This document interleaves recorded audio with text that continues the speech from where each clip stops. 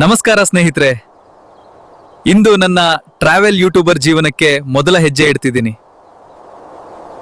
ನಮಸ್ಕಾರ, ಎಲ್ಲರೂ ಹೇಗಿದ್ದೀರಿ?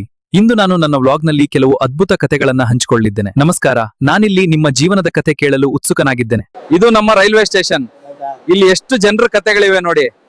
ಮತ್ತೆ ಏನು ವ್ಯಾಪಾರ ಅಲ್ಲ, ಹೆಂಗ್ ಚೆನ್ನಾಗಿದ್ಯಾ, ಒಂದ್ ದಿನಕ್ಕೆ ಎಷ್ಟು ದುಡಿತೀರಾ ಅಣ್ಣ, ನಿಮ್ ದಿನ ಹೇಗ್ ಶುರು ಆಗುತ್ತೆ, ಮತ್ತೆ ವ್ಯಾಪಾರ ಎಷ್ಟಾಗುತ್ತೆ, ನಿಮ್ಗೆ ಎಷ್ಟು ಉಳಿಯುತ್ತೆ, ವ್ಯಾಪಾರ ಅಲ್ಲ ಚೆನ್ನಾಗಿದ್ಯಾ?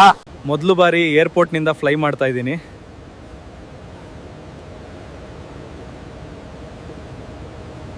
ಈ ಮೋಡಗಳನ್ನ ನೋಡಿ, ಲೈಫ್ ಎಷ್ಟು ಸುಂದರವಾಗಿದೆ.